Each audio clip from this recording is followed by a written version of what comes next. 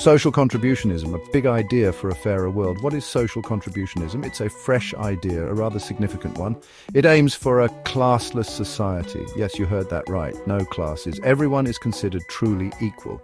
The main goal here is fundamental fairness. It's about building a strong community. It's about working together for common good. This system genuinely wants real systemic change, a better quality of life for all citizens. Its core values are remarkably clear. Equality is paramount for every single person. A strong, undeniable sense of community is vital, and security for all citizens, no exceptions. No one is forgotten or left behind here. People, actual human beings, come before big profits. This is a major transformative shift in thinking. It prioritizes genuine human needs above all else. Imagine a society that genuinely deeply cares, a society built on compassion and support. Now, imagine a world operating like this, far less stress about securing basic needs, more focus on contributing meaningfully to society. Everyone has a specific role to play. Everyone is valued for their unique work. This isn't just some utopian dream, mind you. It's a carefully thought out, comprehensive plan, a detailed plan for a more just world, a world designed to benefit everyone within it, not just a select privileged few. So social contributionism boldly challenges old ideas. It directly asks, can we actually do better? Can we build a society that truly supports all its members? This framework passionately believes the answer is yes. It offers a practical, actionable roadmap, a roadmap to a distinctly different future, a future built firmly on cooperation, not on relentless, often destructive competition. It's about collaboration for collective advancement, a truly new paradigm for societal organization. Healthcare. Yes, that's a big one, isn't it? In this proposed system, healthcare is completely free. Yes, you read that correctly. Absolutely free for everyone. And it's equal access too, which is crucial. No waiting longer. Just because you have less money, your health, your well-being always comes first. Always. This is treated as a basic human right. It is not and should not be a luxury for some.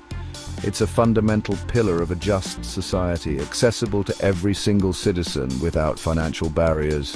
Think about that for a moment. Really let it sink in. No more crippling medical debt hanging over your head. No more agonizing choices between health and paying rent. You get sick, you receive the help you need. It's as simple and straightforward as that.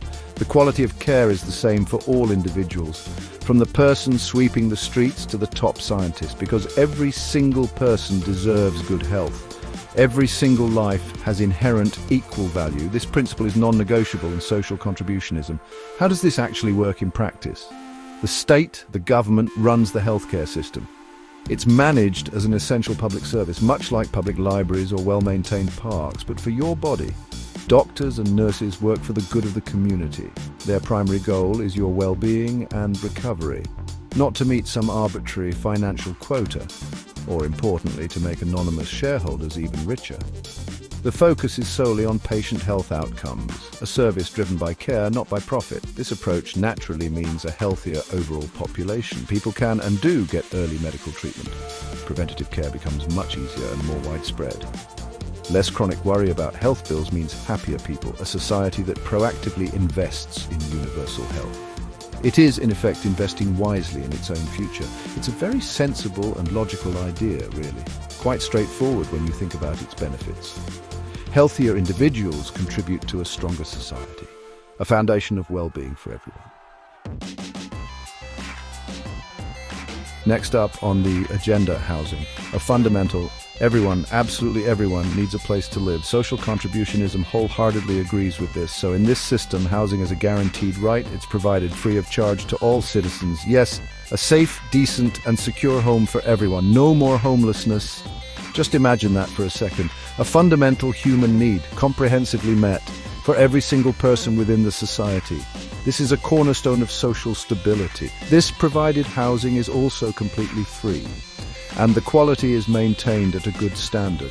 The government ensures this through public oversight. It's not about everyone getting fancy, opulent mansions. It's about comfortable, secure, and adequate homes. Enough space for individuals and families to thrive. A place to genuinely call your own, to feel safe without the crushing weight of mortgage payments or the constant nagging fear of sudden eviction. Security and peace of mind are paramount. How is this even possible, you might ask? It's achieved through publicly owned and managed housing. built and diligently maintained for the benefit of the people. It's considered part of the essential social infrastructure, just like public roads or bridges are today. Housing development is planned carefully and thoughtfully to meet everyone's diverse needs effectively, not for the purpose of rampant property speculation or for enriching private landlords at public expense. The priority is shelter and community, not profit. The societal benefits of this approach are huge. Stable homes directly lead to stable, thriving communities. Children can focus properly on their schoolwork. Adults can concentrate better on their work and contributions, significantly less stress and substantially more security for all. A society that ensures all its people are housed. It is by definition a stronger and more resilient society. A more humane and compassionate society as well. It just makes logical and ethical sense, doesn't it?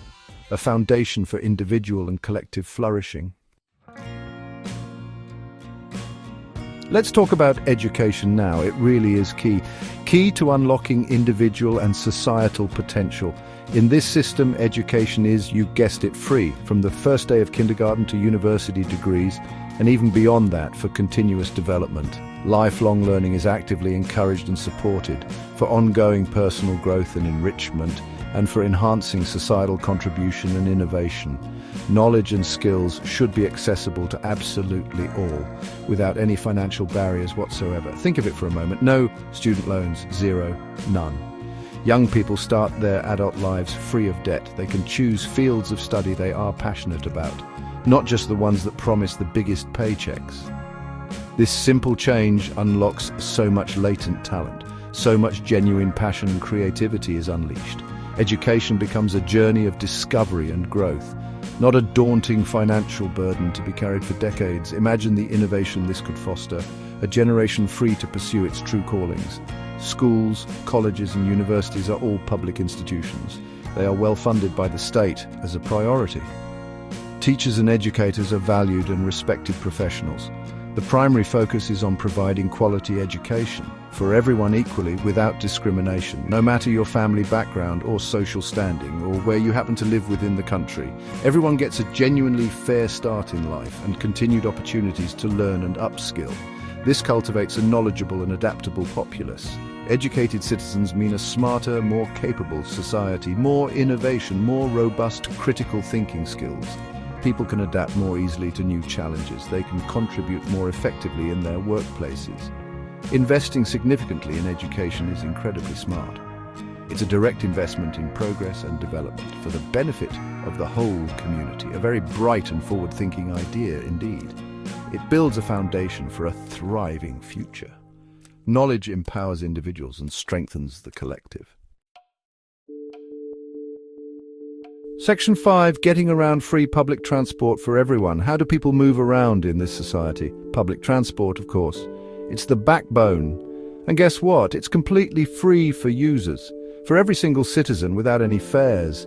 Buses, trains, trams, subways, all free at point of use. This makes daily life significantly easier for everyone and, crucially, much more affordable as well.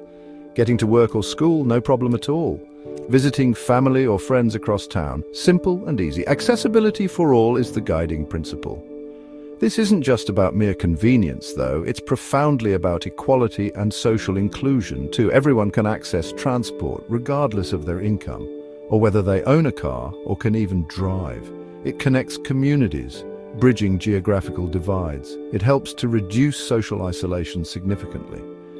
People can participate more fully and actively in the economic, social, and cultural life of their society. Mobility is a key enabler of opportunity, and this system ensures mobility for all. The entire public transport system is publicly owned, and it's meticulously well maintained by the state. Expect clean, safe, and reliable transport services. Frequent routes covering all urban and rural areas. This actively encourages people to use public transport, leading to less need for privately owned cars, which in turn has other significant positive benefits for our streets, our environment, and our quality of life. It's a holistic approach to movement and connectivity, designed for efficiency and sustainability.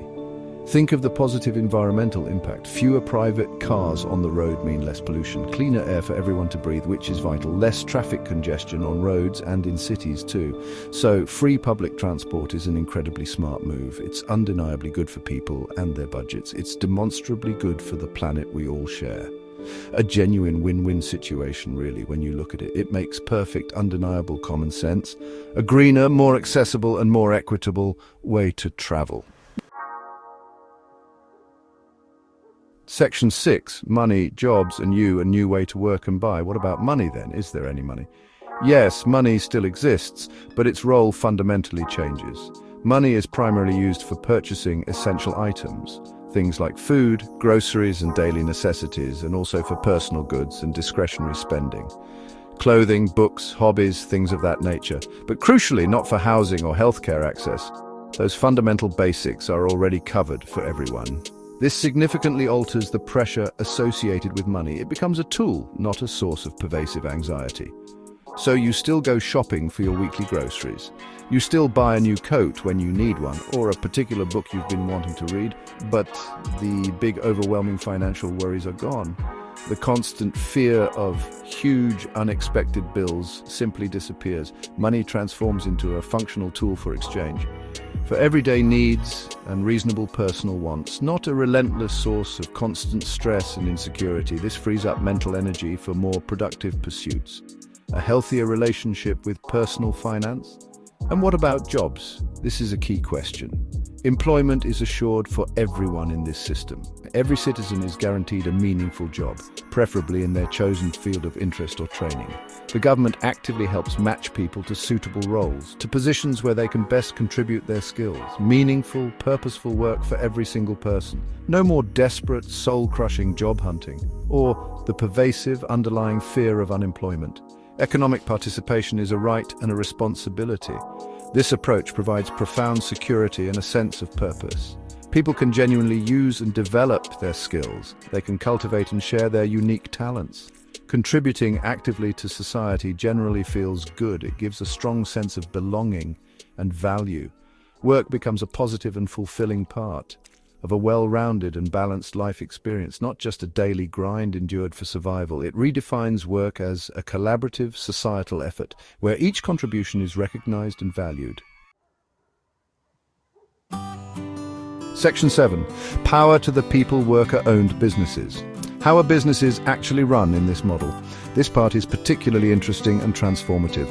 All businesses are effectively public enterprises, and crucially, they are structured as employee-owned cooperatives.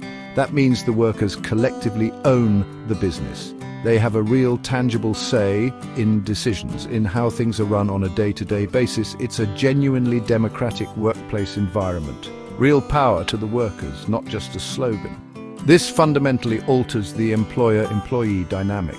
Imagine that for a moment. Let it sink in. No distant, unaccountable bosses or remote shareholders. Important decisions are made by those doing the work or by their democratically elected representatives from within. Hierarchies, where they exist, are democratic and functional, not based on who owns the most capital or shares. This fosters a powerful sense of collective ownership and a deep shared responsibility for success. Workers are directly invested in the enterprise's future. Motivation and engagement are naturally enhanced. Profits, or surplus as it might be called, are shared. Shared equitably among all the worker owners, or they can be reinvested back into the cooperative, or even used for broader community benefit projects. The primary goal isn't personal enrichment for a few, for a small number of individuals at the very top. It's about achieving collective success and well-being and effectively serving the community's needs, a very different, more ethical business model, prioritizing people and purpose over pure profit. This cooperative structure inherently promotes fairness. It actively encourages collaboration and teamwork. Workers are naturally more motivated and engaged because they benefit directly and tangibly from their own hard work, innovation, and ideas. It creates a much more engaged and productive workforce and a significantly more equitable economic system for everyone involved, from production to service. A workplace where voices are heard and valued, leading to greater job satisfaction and innovation. Section 8. Paying your dues, social contribution debt, SCD, and a secure retirement. How does retirement work in social contributionism? There are no private retirement savings accounts. You simply don't need them in this system. Instead, there's something called social contribution debt, or SCD for short, to keep things simple. Every citizen starts their adult life with this debt. It represents their future use or share of public services and benefits like healthcare and housing. It's a unique way to conceptualize social contracts. Everyone is a beneficiary and a contributor. You clear your allocated SCD through your work. Every year you work, a portion of your debt is cleared. It's a straightforward way of contributing back to the very system that supports you throughout life. It's designed to be fair and completely transparent. Everyone contributes through their labor and skills, throughout their active working lives in society. This ensures the system remains sustainable and equitable, a shared responsibility for a shared future. The debt diminishes as contributions are made. Once your social contribution debt is fully cleared, you retire. And here's the really good part of this plan. Retirement benefits are equal for everyone, for every single person regardless of previous role, no matter what specific job you did during your career, or how much you earned in terms of monetary income. Everyone receives the same secure, adequate pension provided reliably and consistently by the government. This removes the anxiety of outliving savings. A universal standard for dignified retirement. This approach means a secure, dignified retirement for all. No more widespread poverty in old age, no more complex, confusing and often inadequate pension schemes. Just a simple, fair and universal system. People can genuinely relax and enjoy their later years, their well-deserved retirement without gnawing financial worry. Security from the cradle to the grave, essentially. That's the fundamental promise here for all citizens. A society that honors its elders with tangible support, ensuring comfort and peace of mind in later life. Section 9. The $750,000 question: wealth caps and a truly equal society. Now, let's address personal wealth accumulation. In social contributionism, there's a wealth cap. It's currently proposed to be set at $750,000. Some might find this idea controversial or even radical, but there's a clear, logical reason for it. Remember, all basic human needs are already free. Healthcare, housing, education, public transport, all are provided universally and without charge. This significantly reduces the need for vast personal fortunes. Security is societal, not solely individual, so extreme levels of personal wealth aren't needed. Not for achieving a good, comfortable quality of life. The wealth cap helps prevent huge economic inequalities. It stops vast dynastic fortunes from accumulating, especially when others might still be actively working to clear their social contribution debt. It helps to maintain a genuinely classless society. Fair play and a level playing field are the aim, preventing the re-emergence of economic elites, ensuring resources are more broadly distributed. This entire system is designed to foster community. It reduces income inequality quite drastically. Pervasive financial stress becomes a thing of the past. People can then focus on other, more enriching things, like personal development, creativity and lifelong learning, and helping others within their local community. A strong, comprehensive social safety net supports all citizens, from childhood through to their retirement years. This creates a more cohesive and supportive society where collective well-being is the primary focus. The ultimate vision is a truly classless society where every single person contributes their part and every single person is equally valued for it, where cooperation and mutual support replace harsh competition.